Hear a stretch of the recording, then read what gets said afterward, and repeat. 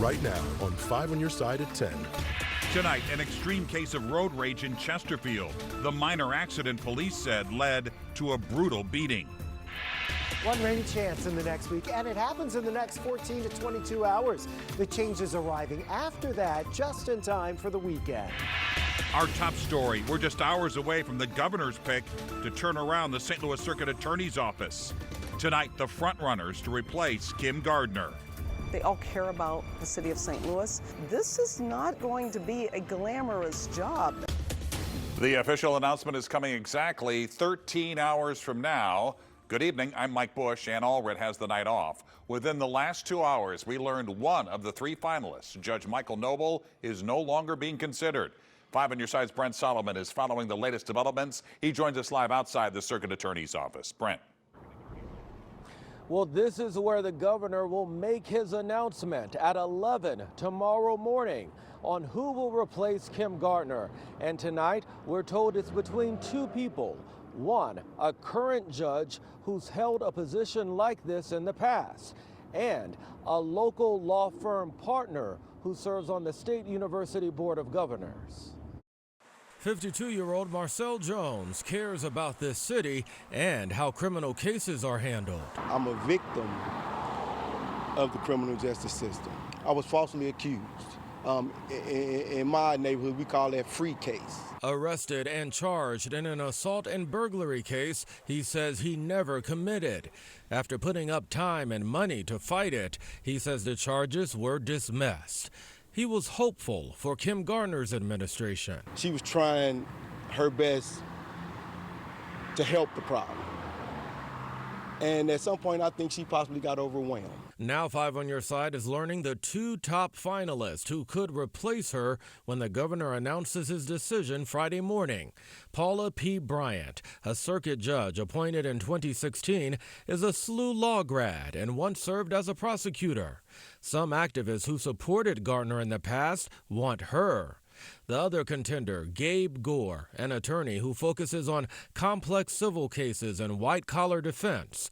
He's a founding board member of KIPP, St. Louis Public Charter Schools. First of all, they've got to hire people. You've got to get people in the office, and hopefully people who are dedicated to the job and have experience. And there's no time to waste. To get someone in there who can determine how to get those cases out to trial, the old cases that have been languishing for all of this time. For this voter, he just wants someone who cares. Common sense is with common experience. So you've experienced some of my pain, you've experienced some of the things the community have dealt with, then you'll be able to adjust and appropriately make changes.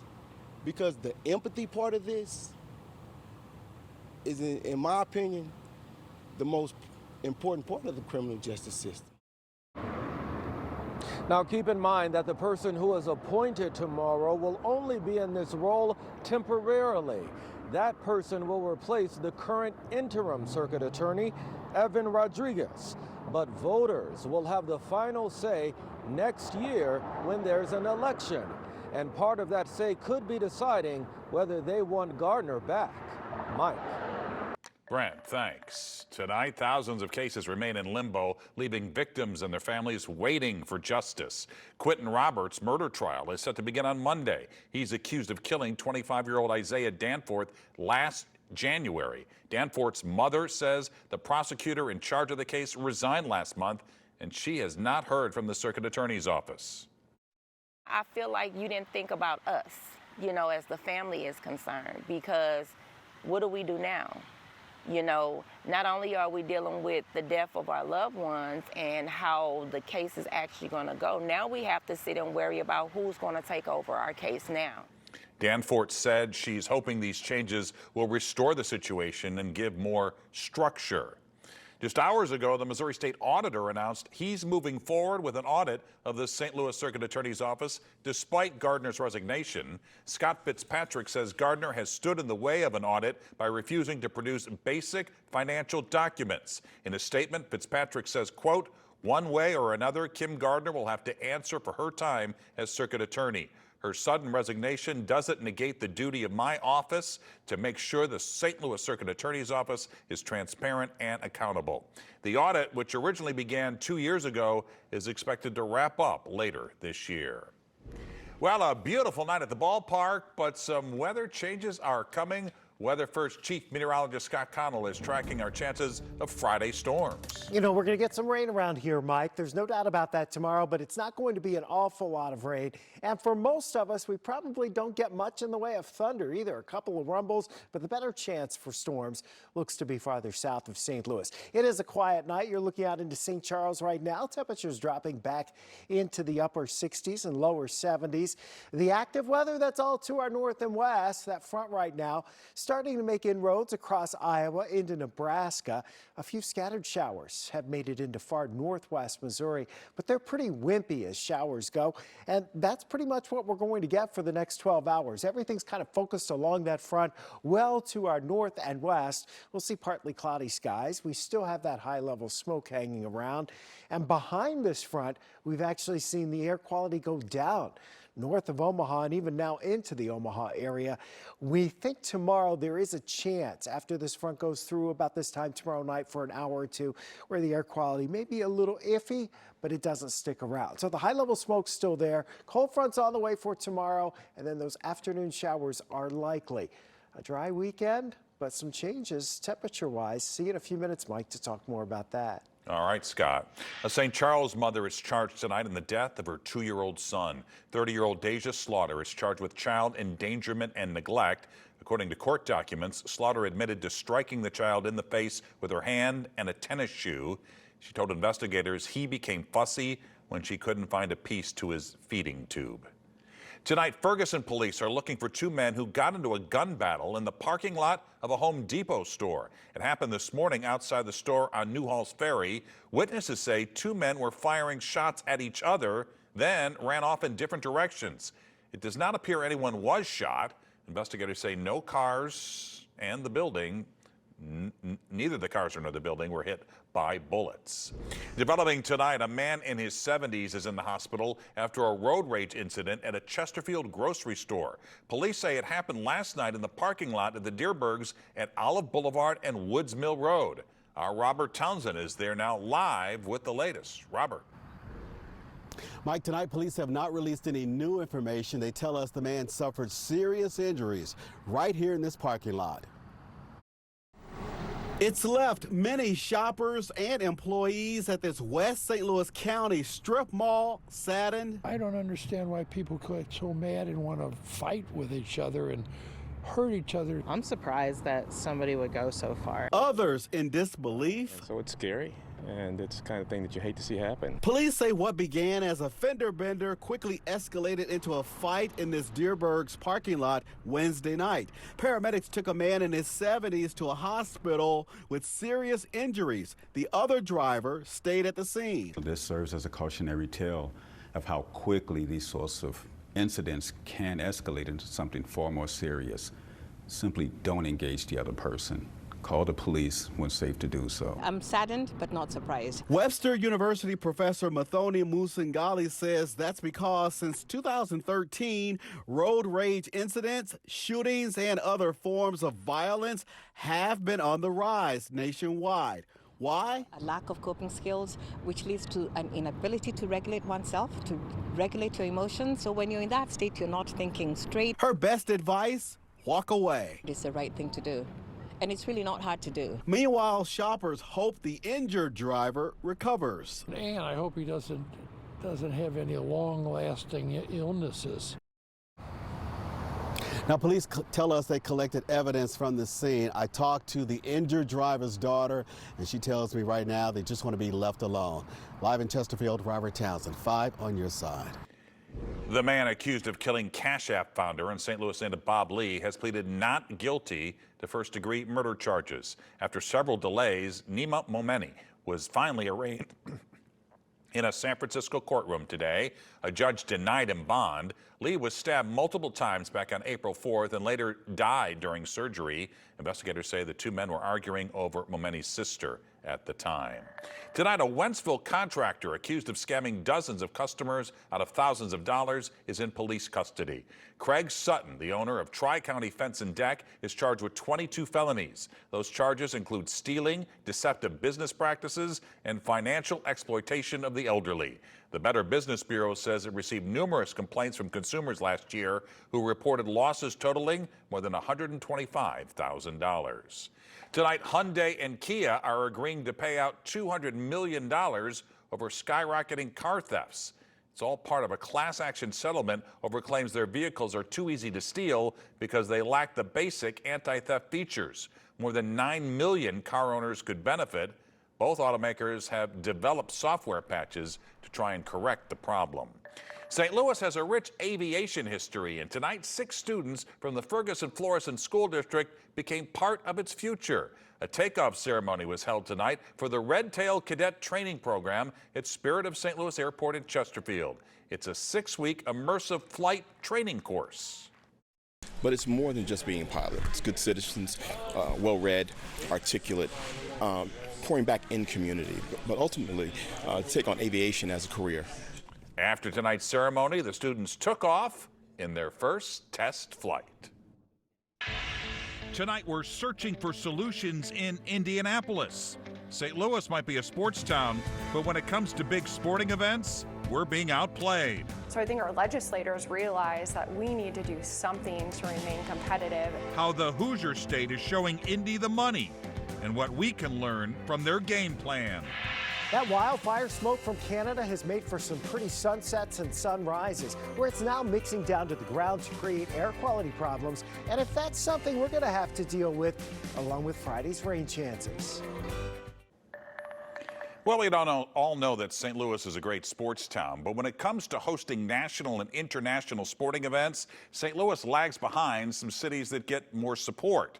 Tonight, our year-long series, Searching for Solutions, takes us to Indianapolis, where attracting major sporting events is a priority. Ann Allred shows us it's an economic strategy keeping the Circle City at the top of its game.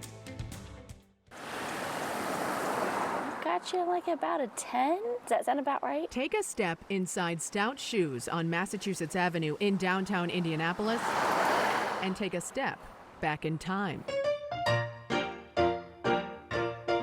This is probably like a pair of kids' slippers, probably from like the 1800s. The fourth-generation family business has been in this very location since 1886. A constant, even when the neighborhood was down on its luck. It really was very undesirable back in the day. It would really surprise people. It was a little bit what they would refer to as like a Skid Row kind of place. But over the last 25 plus years, the area got back on a sure footing. Mass Ave has transformed into the premier of Indianapolis. It is the district for shopping, for restaurants, art, culture. That transformation is largely due to sporting events. Back in 1979, the mayor and civic leaders created a vision to use sports as an economic driver. They founded the first sports commission in the country, Indiana Sports Corp. So our role in the sports strategy is attracting sporting events to come to the city to help us from an economic landscape. So filling the hotels, getting action in the convention center, making sure the restaurants are lively and full of patrons. The next week is Olympic Day. It's now the largest sports commission in the country, a nonprofit that's brought more than 500 sporting events to the city, including the NCAA men's basketball tournament, the U.S. Olympic diving trials, Big Ten football and basketball, awesome. Let's watch her, and the P&G Gymnastics Championship. The organization says the total economic impact is $4 billion. So how does a city get picked to host an event? It comes down to a bidding process. Potential host cities present packages, including facility details, services, and financial incentives. One of Indianapolis' most recent sports bids pitted Indy against St. Louis. Both cities wanted to host the 2024 U.S. Olympic swimming trials. St. Louis offered to host at the Dome at America Center. Indy offered to host at Lucas Oil Stadium, where the Colts play. USA Swimming chose Indianapolis. Both cities were willing to build pools inside the stadiums. Lucas Oil Stadium just went under a renovation, from video boards to in-house technology, so they are continually making that investment in that facility. The St. Louis Sports Commission, who submitted the bid, says our city lost out on $75 to $100 million in potential revenue. And when it comes to cash, Indy wins again. In 2022, the annual operating budget of the Indiana Sports Corp was $9 million, compared to the St. Louis Sports Commission's $1.7. And Indy's bidding success will likely only grow. A new state law created a sports and tourism bid fund, which would give Indiana Sports Corp millions in state funding. So I think our legislators realize that we need to do something to remain competitive. Right now, it's not final, but it's looking about $10 million over 2 years. So there's a press conference at 10. That means the Indiana Sports Corp's annual budget will increase by more than 50%. Why don't you take a walk in that and see how it feels? The new state fund will make Indy an even bigger force at the bidding table and give local businesses a leg up when it comes to downtown foot traffic. Families and spectators, they're looking for something to do. And who doesn't like a good pair of shoes? So it means a lot to us. And with tax is $155.15 today. Economic stamina for the Circle City due to sports. Well, thank you for your business today. A long-time vision, making great strides. It's just going to be a huge boost for the city. And all red, 5 on your side. In comparison, the St. Louis Sports Commission said it doesn't get any government funding to bid for events. The state of Missouri does give them $5 for every ticket sold after the event is booked, which at most totals a few $100,000 a year. All right, let's turn back to the weather. Chief Meteorologist Scott Connell joins us now with that weather first forecast, and some rain is in our forecast. The rain is in the forecast, but it's only for about a 3 to 6 hour window tomorrow afternoon. And for most of us, we're not going to see a huge amount of rainfall. Certainly, it's been quiet this evening. Another beautiful sunset picture. Dylan sending this in from Deloge. You see the smoky skies giving that sun a rather vibrant color this evening.